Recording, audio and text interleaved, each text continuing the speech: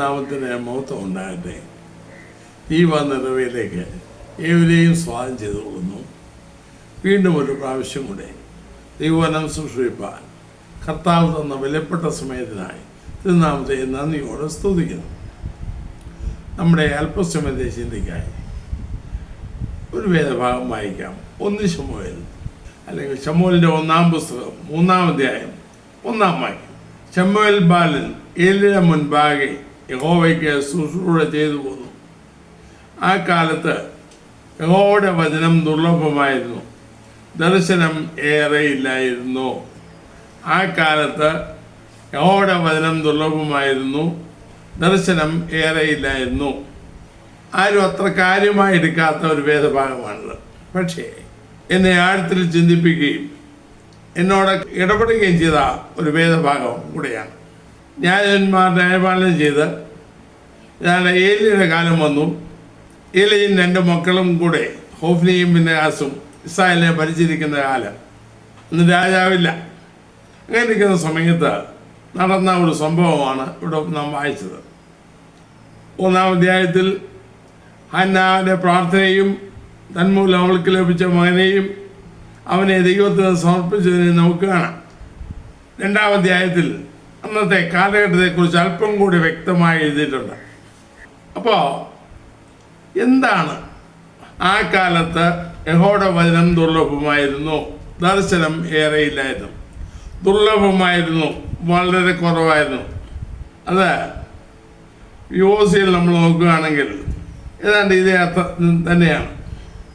ഏലിയുടെ സാന്നിധ്യത്തിൽ ബാലനായ സാമുവേൽ കർത്താവിന് ശുശ്രൂഷ ചെയ്തു പോന്നു. അക്കാലത്ത് കർത്താവിൻ്റെ അരുളപ്പാട് ചുരുക്കമായിട്ടേ ലഭിച്ചിരുന്നുള്ളൂ. ദർശനങ്ങൾ വിരളമായിരുന്നു.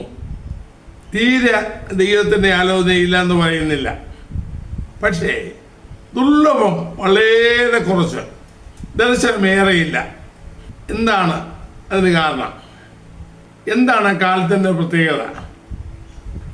ആദ്യത്തെ 3 അധ്യായങ്ങൾ അല്ലെങ്കിൽ ആദ്യത്തെ ശമൂവേലിൻ്റെ 1-ാം പുസ്തകം ആദ്യത്തെ 4 അധ്യായങ്ങൾ വായിച്ചാൽ നമുക്കതിന് മറുപടി കിട്ടും. ഇസ്രായേലിൻ്റെ മധ്യേ ദൈവത്തിൻ്റെ വചനം ദുർലഭമായി, ദർശനം വളരെ കുറഞ്ഞ് ഇരിക്കുന്ന ഒരവസ്ഥ. തീരെയില്ലെന്ന് പറയുന്നില്ല, പക്ഷേ ദുർലഭം എന്ന് വരുമ്പോൾ തന്നെ അള്ളപ്പാട് ചുരുക്കമായിട്ട്. എന്തുകൊണ്ടാണ്? ദൈവം സംസാരിക്കാത്തതുകൊണ്ടാണോ? കാലഘട്ടത്തിന് അവരുടെ കുഴപ്പമാണോ? അവിടെ നമ്മൾ നോക്കുകയാണെങ്കിൽ യാഗമുണ്ട്, യഹോവയുടെ നിയമപെട്ടകം അല്ലെങ്കിൽ സമാഗമന കൂടാരം അന്ന് ശീലോവിലായിരുന്നല്ലോ. അപ്പോൾ ആ ശീലോവിൽ യാഗങ്ങൾ നടക്കുന്നുണ്ട്, ഇസ്രായേൽ വരുന്നുണ്ട്, പരിപാടിയെല്ലാം ഉണ്ട്. പക്ഷേ ദൈവത്തിൻ്റെ വചനമില്ല, ദർശനവും വളരെ കുറവ്. ഇങ്ങനെ ഒരു സാഹചര്യം എങ്ങനെയുണ്ടായി? എല്ലാ പരിപാടികളും ഉണ്ട്. ആത്മീയമെന്ന് ദൈവത്തിൻ്റെ ജനമെന്ന് തോന്നിപ്പിക്കുന്ന പരിപാടിയെല്ലാം അവിടെ ഉണ്ട്. പക്ഷേ അതേ സമയത്ത് ദൈവത്തിൻ്റെ വചനവും ദൈവത്തിൻ്റെ ദർശനവും ദുർലഭമായിരുന്നു, വളരെ കുറവ്, വിരളമാണ്. എന്താണ് ഇതിന് കാരണം? ഒരു പക്ഷേ ആ കാലഘട്ടത്തെ നമ്മുടെ ആധുനിക കാലത്തോട് സമയപ്പെടുത്തി പറഞ്ഞാൽ നമ്മൾ അതിൽ വായിച്ചിരിക്കാനില്ല. നമ്മൾ ചിന്തിക്കുമ്പോൾ അവർക്ക് ഇങ്ങനെ കാര്യം പറഞ്ഞല്ലോ, കാര്യങ്ങളെല്ലാം ഉണ്ട്. ആലയത്തിൽ വിളക്ക് കത്തിക്കുന്നുണ്ട്, ആലയത്തിൽ യാഗം നടക്കുന്നുണ്ട്, പുരോഹിതൻ അവിടെ ഉണ്ട്, പരിപാടിയെല്ലാം ഉണ്ട്. പക്ഷേ എന്തോ ഒരു കുഴപ്പം. എന്താണ്? വേണ്ടതുപോലൊന്നും ഇല്ലെന്നർത്ഥം. ഇടയ്ക്ക് ഞാൻ പറയട്ടെ, ഏത് കാലഘട്ടത്തിലും ദൈവം നിന്ന് പോയിട്ടില്ല. ദുഷ്ടത വർദ്ധിച്ച കാലഘട്ടത്തിലും ദൈവം ചില ചുരുക്കം ആളുകളെ കണ്ടെത്തിയിരുന്നു. പുതിയ നിയമ കാലത്തും അതുപോലെ തന്നെ പാപാഭരണത്തിൻ്റെ കാലത്തും ലോകത്ത് അവരോടായിട്ട് പത്യോപദേശം അനുസരിക്കുന്ന ദൈവവചനം ഉൾക്കൊള്ളുന്ന ചില ചെറിയ കൂട്ടങ്ങൾ ഉണ്ടായിരുന്നു. പക്ഷേ അവരെ പൊതുവിൽ അറിയപ്പെട്ടില്ല. എല്ലാ രാജ്യങ്ങളിലും എല്ലാ സ്ഥലത്തും ഇത് തന്നെയായിരുന്നു സ്ഥിതി. അപ്പം ഇസ്രായേലിൻ്റെ മധ്യേ ഞങ്ങൾ ഇസ്രായേലാണ്, ദൈവത്തിൻ്റെ ജനമാണ്, ദൈവം തിരഞ്ഞെടുത്തവരാണ് എന്ന അവകാശം പറയുന്ന, ദൈവമെന്ന് മേനി പറയുന്ന അവരുടെ മധ്യേ ഇപ്പോൾ രണ്ട് കാര്യം കുറവ്. ബാക്കിയെല്ലാം സുലഭം. പുരോഹിതനുണ്ട്, ആലയമുണ്ട്, ജനം വന്നുകൂടുന്നുണ്ട്.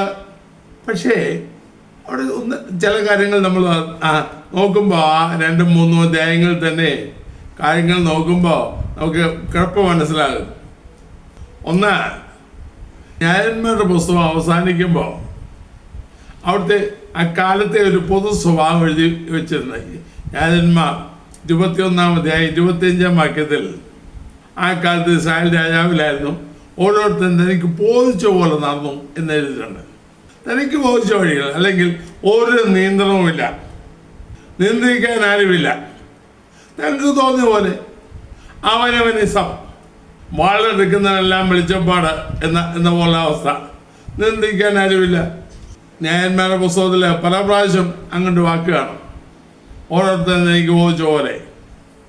മാത്രമല്ല ആത്മീയ നേതൃത്വമോ അവരുടെ അവസ്ഥ 2-ാം അധ്യായം 13-ാം വാക്യത്തിലുണ്ട്. 1 ശമൂവേൽ 2:13 മുതൽ താഴോട്ട് വായിച്ചാൽ അവരുടെ അവസ്ഥയും കാണും. 12-ാം വാക്യം മുതൽ, എന്നാൽ ഏലിയുടെ പുത്രന്മാർ നീചന്മാരും യഹോവയെ ഓർക്കാത്തവരുമായിരുന്നു. ഈ പുരോഹിതന്മാർ ജനത്തോട് പെരുമാറിയത് ഇപ്രകാരമായിരുന്നു. വല്ലവനൊരു യാഗം കഴിക്കുമ്പോൾ മാംസം വേവിക്കുന്ന സമയം പുരോഹിതന്റെ ബാല്യക്കാരൻ കയ്യിൽ മുപ്പല്ലിയുമായി വന്ന് കലത്തിലോ ഉള്ളിയിലോ കുട്ടകത്തിലോ ചട്ടിയിലോ കുത്തും. പറഞ്ഞാൽ താഴോട്ട് അത് നോക്കിയാൽ കാണാം. യാഗം കഴിക്കാൻ വരുന്നവരാ. പുരോഹിതന് ആദ്യം വേണം.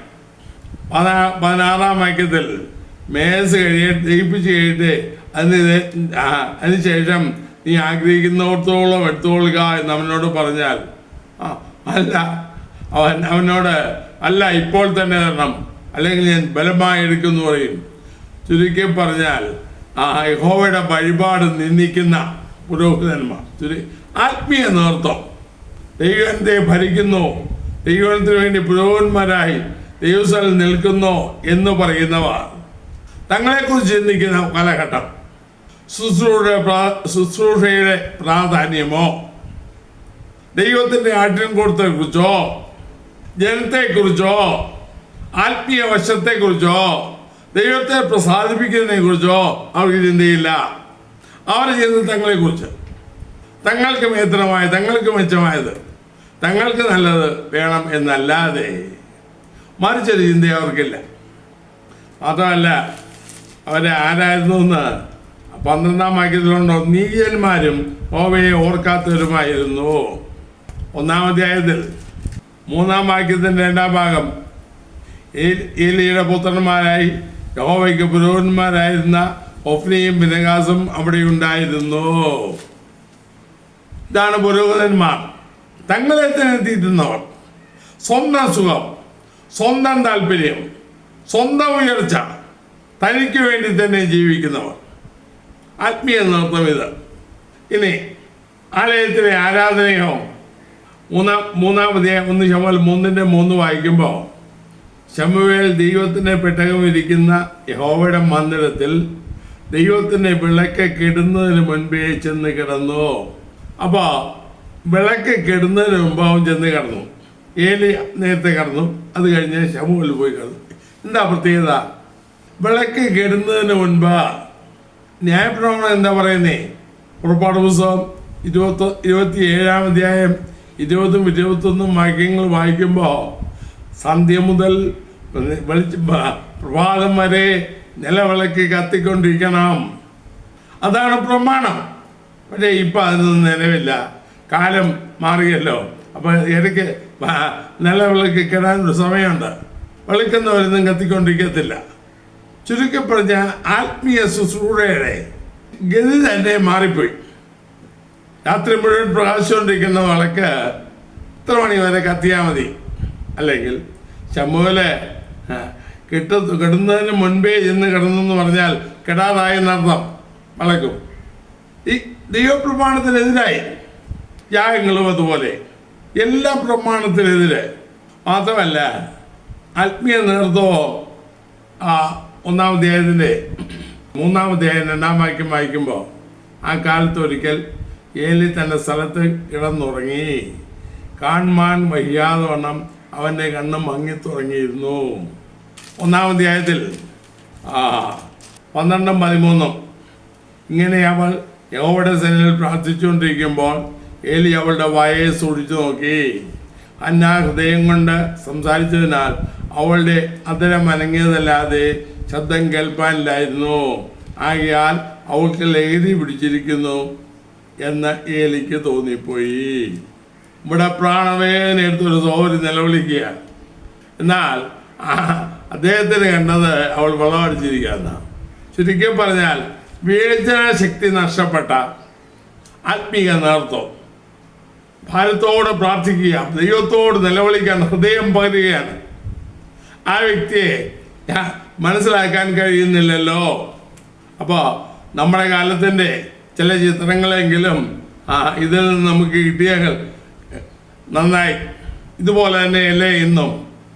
എന്തുകൊണ്ട് യഹോവയുടെ വചനം ദുർലഭമായിരുന്നു? സുലഭമായി കിട്ടുന്നില്ല.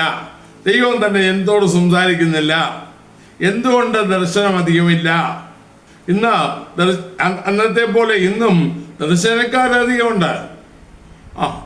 പക്ഷേ അത് നന്നായി മനസ്സിലാക്കണമെങ്കിൽ യിരെമ്യാ പ്രവചനം കൊടുത്ത് വായിച്ചു നോക്കണം.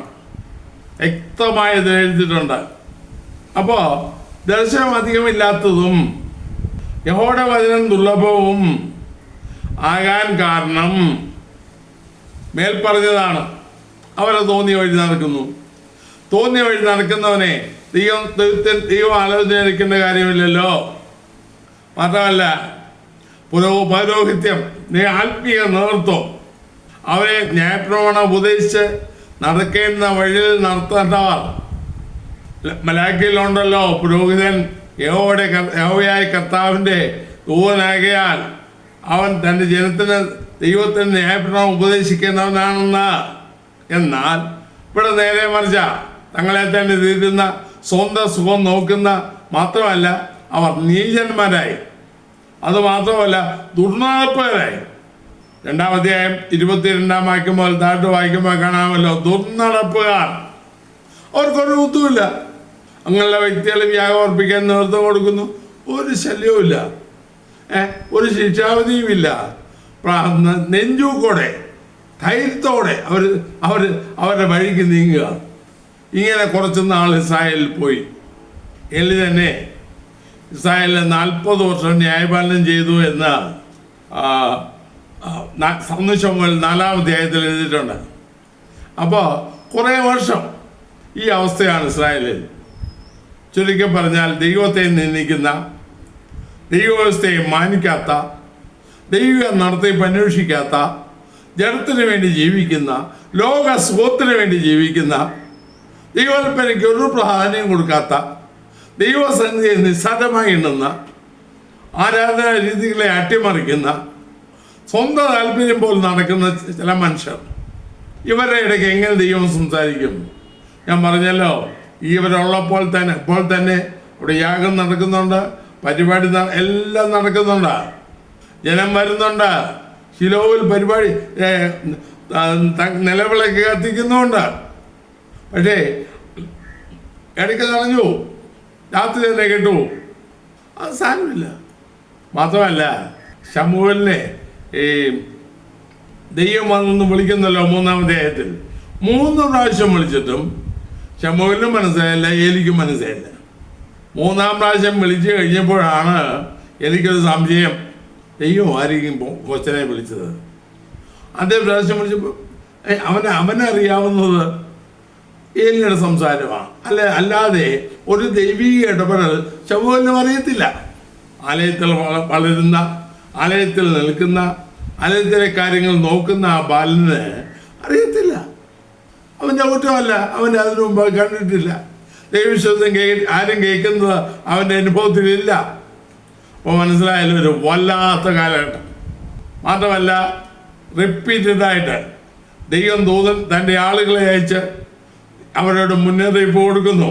എന്നിട്ടും ഒരു മാറ്റവുമില്ല. ഹൃദയകാഠിന്യത്തോടെ തോന്നിയ വഴിയിൽ ഒരു മനസ്സാന്തരവുമില്ലാതെ അങ്ങ് ഇതിനെ പറഞ്ഞ പാവം ചെയ്യുന്നതിന് തന്നെ താൻ വിറ്റ് കളഞ്ഞവനെ പോലെ ജീവിക്കുന്ന സമൂഹം. ഇന്നും നമ്മൾ നോക്കിയാൽ നമ്മുടെ സമൂഹത്തിൽ വലിയ വലിയ മാറ്റം അതിനേതാണ്ട് അതിൻ്റെ സാമ്യം തന്നെ ഇപ്പോഴും കാണാം. പ്രസംഗം ധാരാളമുണ്ട്, കൊള്ളൂത്ത് ധാരാളമുണ്ട്, മറ്റ് പരിപാടികളെല്ലാം ധാരാളമുണ്ട്. പക്ഷേ ദൈവത്തിൻ്റെ വചനമുണ്ടോ? ഞാൻ ഈ വാക്യം എന്നോട് ഇടപെട്ട് എന്നെ ചിന്തിപ്പിച്ചുകൊണ്ടിരുന്നപ്പോൾ ദൈവസേന പ്രാർത്ഥിച്ച സമയത്ത് ഒരു തലമുറയിലേക്ക് ഞാൻ പുറകോട്ട് പോയി. ദൈവസേനയിൽ അവർക്കൊന്നുമില്ലായിരുന്നു, അല്ലെങ്കിൽ മേൽവിലാസമില്ല, വസ്ത്രം പോലും പരിമിതം, ഒന്നുള്ളത് തന്നെ നനച്ചിട്ട് ഉണക്കി അടുത്ത പ്രാവശ്യം ഉപയോഗിക്കുന്ന സാഹചര്യം, കഴിക്കാൻ ശരിക്കും ആഹാരമില്ല, സമൂഹത്തിൽ നല്ല സ്ഥാനവുമില്ല, ഒരു അംഗീകാരവുമില്ല. പക്ഷേ ആ മനുഷ്യർ എഴുന്നേറ്റ് നിന്ന് വായ് തുറന്നാൽ ദൈവത്തിൻ്റെ അള്ളപ്പാടുകൾ വരുമായിരുന്നു, പാപികൾ മനസ്സന്തരപ്പെടുമായിരുന്നു, ഭൂതങ്ങൾ അലറി വിളിക്കുമായിരുന്നു, പിന്മാറ്റക്കാർ മടങ്ങി വരുമായിരുന്നു. അങ്ങനെയുള്ള ഒരു കാലഘട്ടം നമ്മുടെ മലയാളക്കരയിലുണ്ടായിരുന്നു. അവരൊന്നും ആഗ്രഹിച്ചില്ല, കർത്താവിനെ മാത്രം. അങ്ങനെയുള്ള പിതാക്കന്മാരുടെ മൂന്നാം തലമുറയിൽ നാലാം തലമുറയിലും വന്നെത്തിയപ്പോൾ എന്താണ് നാം കാണുന്നത്? ഇന്ന് എക്സിക്യൂട്ടീവ് സ്റ്റൈലിൽ വന്നിറക്കുന്നു, അല്ലെങ്കിൽ സിനിമാ നടന്മാരെ പോലെ VIP-കളായി വന്നിറക്കുന്നു, സ്റ്റേജ് കൈയടക്കുന്നു, മനുഷ്യരെല്ലാം ബഹുമാനിക്കുന്നു. എന്നിട്ട് അവർ സ്റ്റേജിൽ കുറെ അഭ്യാസങ്ങൾ കാണിക്കുന്നു. യാതൊരു പ്രയോജനം കേൾവിക്കാർക്ക് ഉണ്ടാകുന്നില്ല. ഇപ്പൊ പല പള്ളികളും അങ്ങേറ്റം മുതൽ ഇങ്ങേ തല വരെ ഓടും, കണ്ണൂട്ടി കാണിക്കും, ഗോഷ്ഠി കാണിക്കും, പല വിക്രിയകളും കാണിക്കും. ആരെയൊക്കെ അപ്പോ ഇത് കാണാന് ചിലർ പോകാറുമുണ്ട്, ഇല്ലെന്ന് പറയുന്നില്ല. ഞാൻ അതിനെക്കുറിച്ച് പറയുക, ന്യായന്മാരുടെ പുസ്തകത്തിലൊരു കഥാപാത്രമുണ്ട്, ശിംശോൻ. അവന് കാഴ്ച ഉണ്ടായിരുന്ന സമയത്ത് അവനെ കണ്ട പേര് കേൾക്കുമ്പോൾ ഫിലിസ്തർ ഭയപ്പെടുവാൻ. എന്നാൽ അവൻ ജട കളഞ്ഞ് അവനെ പിടിച്ച് അവൻ്റെ കണ്ണ് കുത്തിപ്പിടിച്ച് കളഞ്ഞപ്പോൾ പിന്നെ അവനെക്കുറിച്ച് പറയുന്നത് കളിക്കാൻ അവനെ കൊണ്ടുവന്നു. ആളുകൾ കൂടി നമ്മുടെ മുമ്പിൽ കളിക്കേണ്ടതിന് ശിംശോനെ കൊണ്ടുവന്നു. കണ്ണടഞ്ഞു പോയാൽ കളിയാണുള്ളത്. ദൈവവചനം വേണ്ട, ദൈവത്തിൻ്റെ ഉപദേശം വേണ്ട. ഞാൻ ഈ ഇടയ്ക്ക് ഒരു വിവാഹ ശുശ്രൂഷയിൽ പങ്കെടുത്തു. ഞാൻ കുറ്റപ്പെടുത്തുന്നില്ല, വളരെ ഒത്തിരി ആളുണ്ടായിരുന്നു. ഒരു പ്രസിദ്ധ കൃതദാസൻ 3/4 മണിക്കൂറോളം സമയമെടുത്തു. പക്ഷേ ഒരു വാക്യം ഉദ്ധരിക്കാൻ, നല്ല കാര്യങ്ങൾ പറഞ്ഞു, ഒരു വാക്യം ഉദ്ധരിക്കാനോ ഇതിൻ്റെ ആത്മീയ വശത്തെക്കുറിച്ച് സംസാരിക്കാനോ അദ്ദേഹത്തിന് സമയമില്ല. എല്ലാവർക്കും ഇഷ്ടപ്പെട്ടു. ഇന്ന് എവിടെയും നമ്മൾ കാണുന്നത് ഇതല്ലേ, എവിടെയും കാണുന്നത് തന്നെയല്ലേ. അപ്പോൾ മറ്റൊരു ദൈവദാസനോട് പറഞ്ഞപ്പോൾ അദ്ദേഹം പറഞ്ഞത് ഞാനിത് 4-5 പ്രാവശ്യമായി കേൾക്കുന്നു, ഇതേ ഡയലോഗ് തന്നെ. വേറൊരാൾ എന്നോട് പറഞ്ഞു, ഞാൻ കഴിഞ്ഞ ആഴ്ച ഇതുപോലെ വേറെ കണ്ടതാ. ഞാൻ ചോദിക്കട്ടെ, കാശ് ഇഷ്ടം പോലെ കിട്ടും, മനുഷ്യർ പൊക്കിക്കൊണ്ട് നടക്കും, പക്ഷേ ദൈവത്തിൻ്റെ വചനമുണ്ടോ? ദർശനമുണ്ടോ? ദൈവാത്മാവ് സംസാരിക്കുന്നോ? ഇപ്പോൾ ഈ അടുത്ത ദിവസം ഞാൻ ഒരു വാർത്ത കഴിഞ്ഞ് ഭയങ്കര സങ്കടം തോന്നി. ഒരു വ്യക്തി, പ്രസിദ്ധനായ ഒരു വ്യക്തി പരസ്യം നടത്തുന്നതും തെരുവിൽ പ്രസംഗിക്കുന്ന പാഴ്വേലയാണെന്ന്, ഇത് നിർത്തേണ്ട കാലം അതിക്രമിച്ചു എന്ന് പറയുന്നത് ഞാൻ കേട്ടു. എവൻ്റെയൊക്കെ കണ്ണടഞ്ഞു പോയത് ഓർത്ത് സഹതപിക്കല്ലാതെ ദുഃഖിക്കല്ലാതെ എന്ത് ചെയ്യാൻ? ന്യൂയോർക്ക് നഗരത്തിൽ സബ്വേയിലെ പരസ്യം നടക്കുന്ന എൻ്റെ കണ്ണുകൊണ്ട് കണ്ടത് എന്ത് ഭംഗിയായിട്ടാണ്, കേട്ടാലും കേട്ടില്ലെങ്കിലും. ഇതുപോലെ പല ഭാഗത്തും എല്ലാ സ്ഥലത്തും ഒരു ലജ്ജയുമില്ലാതെ ഇന്നലെ ഒരു സഹോദരി ഒറ്റയ്ക്ക് നിന്ന് സുശേഷം പ്രസംഗിക്കുന്ന പരസ്യവും നടത്തുന്ന രംഗം ഞാൻ കണ്ടു. എൻ്റെ ഒരു സ്നേഹിതൻ സംഘമായിട്ട് വന്ന് എല്ലാ വർഷവും തൃശ്ശൂർ 2-3 വർഷമായിട്ട് അദ്ദേഹം എല്ലാ വർഷവും തൃശ്ശൂർക്ക് വരും. സംഘമായി വന്ന ഒരു 10-50 പേര് ഇങ്ങോട്ട് വന്ന പല സ്ഥലങ്ങളിലായിട്ട് പരിശോധന നടത്തും. ലജ്ജ കൂടാതെ മറ്റുള്ള രക്ഷയുടെ സുവിശേഷം കേൾക്കുന്ന എത്ര പ്രധാനമാണ്. നമ്മ സുവിശേഷിക്കുന്നവരെക്കാൾ എത്ര പർവ്വതങ്ങളിൽ എത്ര മനോഹരമെന്ന് ദൈവം പറയുന്നു. ഇന്നത്തെ അഭിനവ പാശ്ചാത്യ പുള്ളികൾക്ക് അത് ദഹിക്കുന്നില്ല. അവൻ്റെ കണ്ണറിഞ്ഞതുകൊണ്ടല്ലേ ഇത് പറഞ്ഞേ. അല്പമെങ്കിലും ആത്മഭാരമുണ്ടെങ്കിൽ ഇത് പറയുമോ? ഇതുപോലെ പലരും, ഒരാൾ മാത്രമല്ല പലരും. അതുകൊണ്ടല്ലേ പാർട്ടി ഉണ്ടാക്കാൻ നടക്കുന്നേ, അതുകൊണ്ടല്ലേ MP-മാരെ ഉണ്ടാക്കാൻ നടക്കുന്നേ. കണ്ണടഞ്ഞു പോയി, ആർക്കും ഇതിൽ കൊണ്ടുപോകില്ല. എന്നാൽ ചിലരെ ഒറ്റപ്പെട്ട്, ഞാൻ നേരത്തെ പറഞ്ഞ പോലെ ദർശനത്തിൽ നിലനിൽക്കുന്ന ചുരുക്കം പേര് അവിടെ ഇവിടെയൊക്കെ ഉണ്ട്. അതുങ്ങൾ കുത്തിയിരുന്ന കുറുപ്രാവിനെ പോലെ ഞരങ്ങുന്നു. പുരമുകളിൽ തനിച്ചിരിക്കുന്ന കുരുകിൽ പോലെ, വീട്ടിന് മുകളിൽ തനിച്ചിരുന്ന പ്രാവ് പോലെ അവർ ദൈവസ്ഥൽ കുറുങ്ങുന്നു. അത് ഈ വിദ്വാൻമാർ അറിയുന്നില്ല. അവിഹിതമായി പണം കിട്ടിയപ്പോൾ, സ്ഥാനം കിട്ടിയപ്പോൾ, മാനം കിട്ടിയപ്പോൾ ഇത് തങ്ങളെ ഉയർത്തിയ കർത്താവിനെ മറന്നു. ദൈവത്തിൻ്റെ പറഞ്ഞവർക്ക് പ്രസംഗം ധാരാളമുണ്ട്. രാഷ്ട്രീയക്കാർ പ്രസംഗിക്കുന്നില്ലേ? കൊമേഡിയന്മാർ പ്രസംഗിക്കുന്നില്ലേ? പ്രസംഗത്തിനൊരു ബുദ്ധിമുട്ടുമില്ല. ഇടയ്ക്ക് പ്രസംഗത്തെക്കുറിച്ച്, പ്രസംഗശാസ്ത്രത്തെക്കുറിച്ച് കുറേ ദേവദാസന്മാർക്ക് ക്ലാസ് എടുത്തപ്പോൾ ഒരാൾ പറഞ്ഞു എന്ന്, നിങ്ങൾ പ്രസംഗിക്കാൻ ഉദ്ദേശിക്കുന്ന എല്ലാം കുത്തിയിരുന്ന് എഴുതണം, എഴുതി എല്ലാം കാണാപ്പാടം ആയിട്ട് പോയി പ്രസംഗിക്കണം. അപ്പോൾ എനിക്കൊരു ചെറിയ സംശയം, അന്നേരത്തെ ദൈവത്തിലെ ആത്മാവ് പ്രസംഗിക്കാൻ പോയി നിൽക്കുമ്പോൾ ദൈവാത്മാവ് പറയുക, നീ എഴുതിയതെല്ലാം കളഞ്ഞു കഴിഞ്ഞാൽ ഇന്നത് പ്രസംഗിക്കാൻ പറഞ്ഞാൽ ഇവരെന്തോ ചെയ്യും? ദൈവാത്മാവിൽ നടത്തപ്പെടുന്ന ദൈവാസന്മാർ അതാണ് അനുഭവം. ബുദ്ധിയിൽ ആശ്രയിച്ച എന്താണെന്നറിയത്തില്ല, എന്തിനു വേണ്ടി ഇറങ്ങി, എന്തിനു വേണ്ടി ഒരുങ്ങി, ദൈവജനത്തെ വളയ്ക്കുന്ന, നശിപ്പിക്കുന്ന, ഏലിയുടെ മക്കളെ പോലെ നശിപ്പിക്കുന്ന ഒരു തലമുറയായി ഇന്നത്തെ കാലത്ത് നല്ലൊരു ശതമാനം ആത്മീയ നേതൃത്വവും മാറിക്കഴിഞ്ഞു.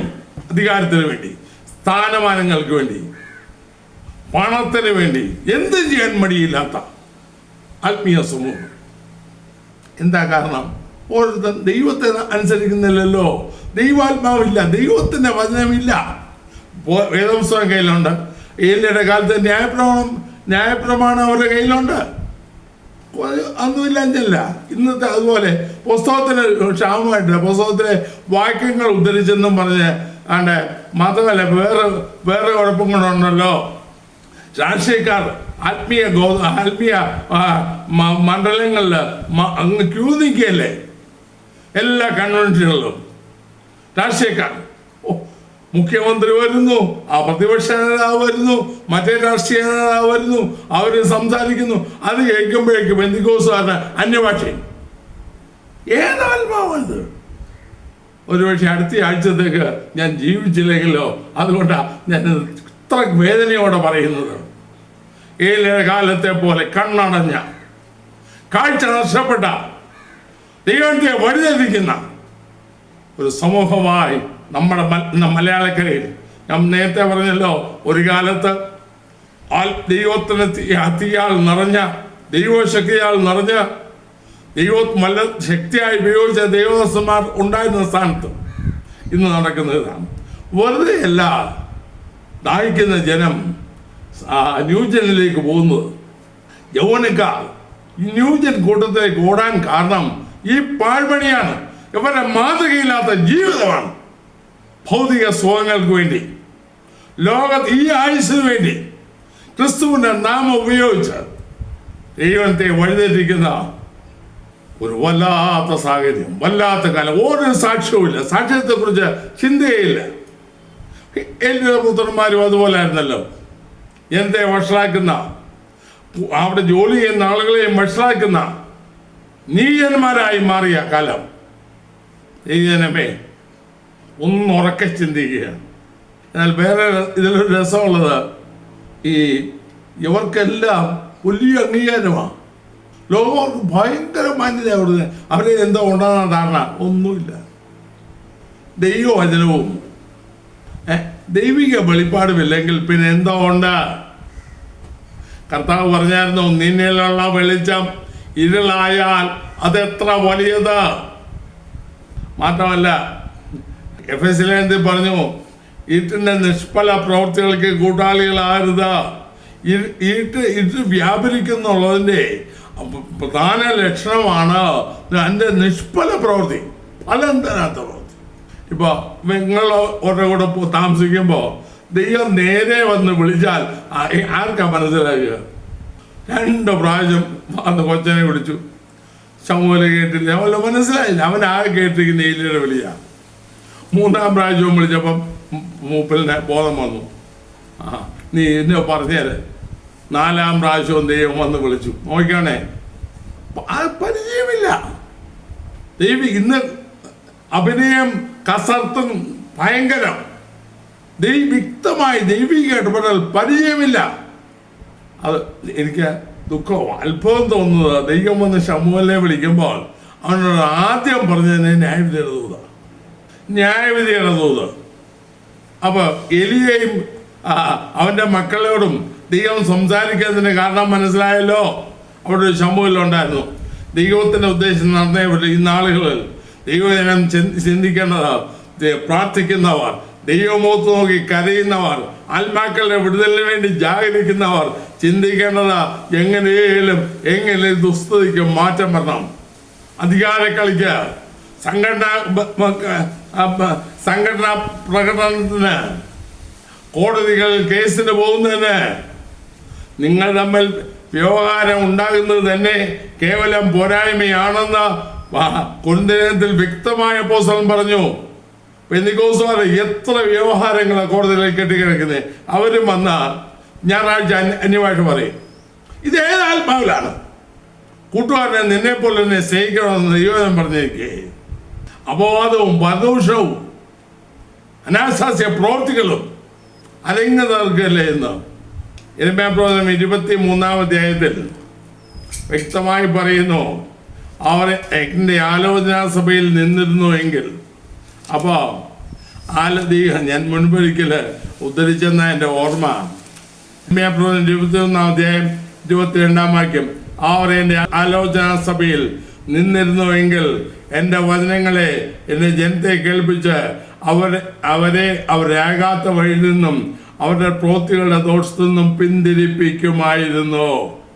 അപ്പോൾ മാത്രമല്ല 28-ാം വാക്യത്തിൽ എൻ്റെ വചനം ലഭിച്ചിരിക്കുന്നവൻ എൻ്റെ വചനം വിശ്വസ്തയോടെ പ്രസ്താവിക്കട്ടെ. 29-ാം വാക്യത്തിൽ എൻ്റെ വചനം തീ പോലെയും പാറയെ തകർക്കുന്ന ചുറ്റിക പോലെയും അല്ലയോ എന്ന് യഹോവയുടെ അരുളപ്പാട്.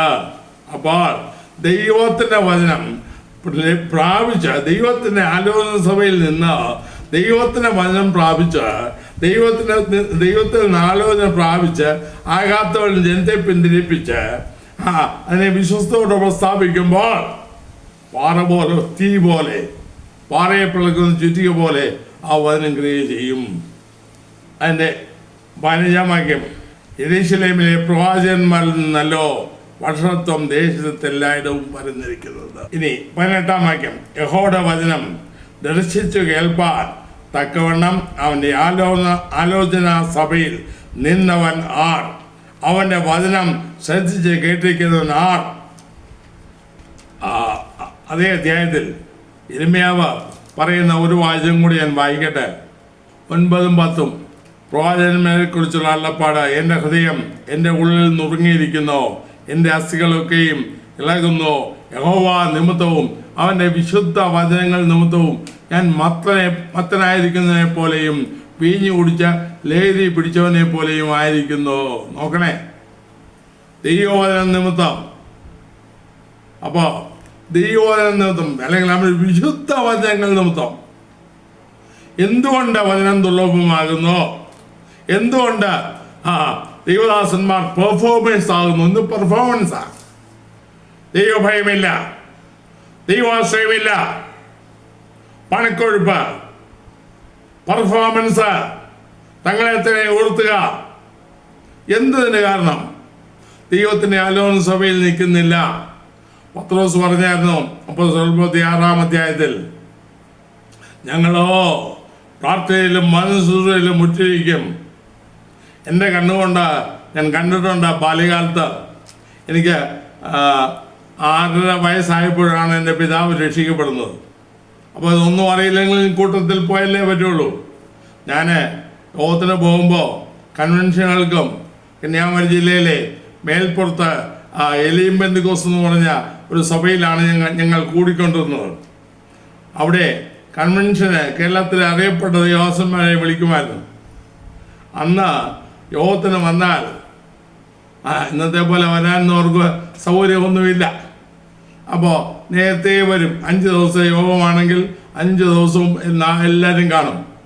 മാത്രമല്ല ഹോളിലെ പരിമിത സൗകര്യത്തിലാണ് അവരെല്ലാം കഴിയുക. അവിടെ ഞാൻ കണ്ടിട്ടുള്ളൊരു കാര്യം, അവിടെ ഇരുന്ന് മുഴങ്കാലിലിരുന്ന് പ്രാർത്ഥിച്ച് യോഗത്തിന് സമയമാകുമ്പോൾ അവർ എഴുന്നേറ്റ് പ്രസംഗിക്കുമ്പോൾ ജീവന്റെ വാക്കുകൾ അവരിൽ നിന്ന് വരിക. ഇന്നും അമൃത് കുടിച്ചതുപോലെ അതെൻ്റെ ഉള്ളിലുണ്ട്. എനിക്ക് തീരെ അറിയില്ല എന്നാലും വർഷങ്ങൾ ഞാൻ അതിന് സാക്ഷിയാണ്. ഇന്നോ ദൈവസനിൽ വരച്ച് ദൈവത്തിൻ്റെ ആലോചന കേട്ട് ദൈവം ആഗ്രഹിക്കുന്ന രീതിയിൽ ദൈവസ്ഥലത്തങ്ങളെ തന്നെ താഴ്ത്തി അവൻ്റെ വിശുദ്ധ വചനമാണ് എന്നെ ഏൽപ്പിച്ചത്.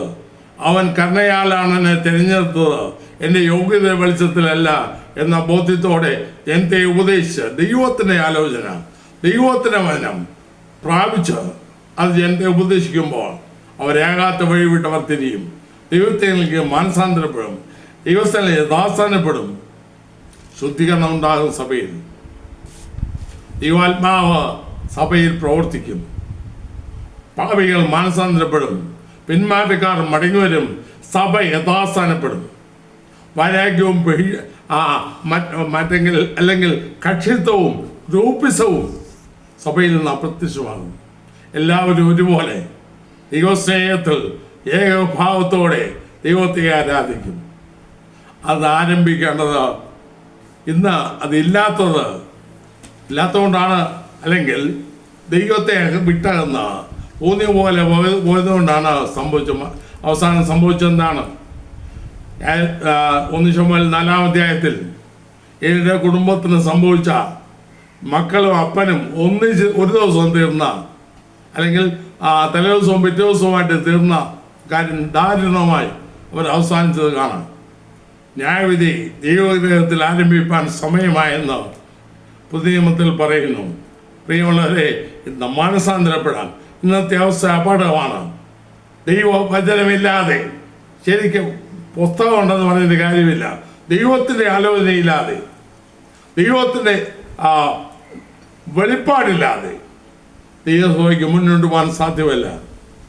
സദൃശവാക്യത്തിൽ കാണാം, ദർശനമില്ലാത്തടത്ത് ജനം നശിക്കുന്നു. മലയാളത്തിൽ മര്യാദ വിട്ട് നടക്കുന്നതാണ്, ഇംഗ്ലീഷിൽ അത് നശിക്കുന്നു എന്നാണ്. Where there is no vision, the people perish. ജനം നശിക്കുന്നു. നിർഭാഗ്യവശാൽ തങ്ങളും നശിക്കുന്നു, ജനവും നശിക്കുന്നു. എല്ലാം കൂത്താട്ടമല്ലേ പ്രിയമുള്ളവരെ? ഇത് അപകടമാണ്. ഈ നാളുകൾ ദൈവത്തിലേക്ക് മടങ്ങി വരാം. വഴികൾ വിട്ട് ദൈവത്തിലേക്ക് മടങ്ങി വന്ന് ദൈവത്തിൻ്റെ ആലോചന പ്രാപിച്ച് ജനത്തെ അവരേകാത്ത വഴി തിരിക്കാം. ശമൂവേലിന്റെ ചരിത്രം നമുക്കറിയാമല്ലോ. 12-ാം അധ്യായത്തിൽ 1 ശമൂവേൽ 12-ൽ അവൻ നിന്നുകൊണ്ട് പരസ്യമായി പറയുന്നു, ഒരു സാക്ഷി പറയുകയാണ്. രാജാവിനെ ആക്കി വെച്ചതിന് ശേഷം, നീ ഏതെങ്കിലും കാര്യത്തിൽ നിങ്ങൾക്ക് എന്നിൽ അവിഹിതമായ ദോഷങ്ങൾ പറയാൻ എത്ര പാഴ്ബുദ്ധർ അവൻ പറയുന്നു. നമുക്കിന്ന് എത്ര പേർക്ക് അങ്ങനെ പറയാൻ കഴിയും? എത്ര പേർക്ക് നമ്മുടെ ജനത്തിൻ്റെ മധ്യയിൽ നിന്നുകൊണ്ട് ഞാൻ ക്രമമില്ലാതെ ഒന്നും ചെയ്തിട്ടില്ല എന്ന ധൈര്യത്തോടെ പറയുവാൻ ആർക്ക് കഴിയും? നമ്മിൽ നിന്ന് പ്രതീക്ഷിക്കുന്നതാണ്. വാസ്തവത്തിൽ കുടുംബത്തെ രംഗത്തുനിന്ന് മാറ്റിയിട്ട് രംഗത്ത് ശമൂവേലിനെ കൊണ്ടുവന്ന് ഇസ്രായേൽ പുതിയ ചരിത്രമുണ്ടായി. നമുക്ക് ഈ നാളുകൾ മാനസാന്തരപ്പെടാൻ ഒരവസരം കൂടെ കർത്താവ് തന്നു. എന്തുകൊണ്ട് ദർശനമില്ല, എന്തുകൊണ്ട് യഹോവയുടെ വചനമില്ല എന്ന് നാം ചിന്തിച്ചല്ലോ. ഇന്നും അത് തന്നെ നടക്കുന്നു. വേറെ ഭാഗത്തുണ്ടല്ലോ, യാക്കോബിന്റെ കേടിനെ കുറിച്ച് വ്യസനിക്കുന്നതുമില്ല, ദൈവസഭയ്ക്ക് എന്ത് പരിക്കുണ്ടാകുമെന്ന് ഒരു ചിന്തയും ആർക്കുമില്ല. ഈ ദുസ്ഥതയെ മാറിക്കിട്ടുവാൻ നമുക്ക് ആത്മാർത്ഥമായി പ്രാർത്ഥിക്കുന്നവർ അതിനെ ആത്മാർത്ഥമായി പ്രാർത്ഥിക്കാം. കർത്താവിന് മുൻപ് ഒരു ശുദ്ധീകരണം സഭയിലുണ്ടായി, ദൈവജനത്തിന് മധ്യയുണ്ടായി. യഥാസ്ഥാനപ്പെട്ട് മടങ്ങി വന്ന ഏവരും ഒരുപോലെ കർത്താവിനെ ആരാധിക്കുന്ന ഒരു രംഗം കണ്ടിരുന്നെങ്കിൽ എത്ര നന്നായിരുന്നു. അതിനായി വാഞ്ചിക്കാം, പ്രാർത്ഥിക്കാം. ദൈവം നമ്മെ സഹായിക്കട്ടെ. പ്രാർത്ഥിക്കാം.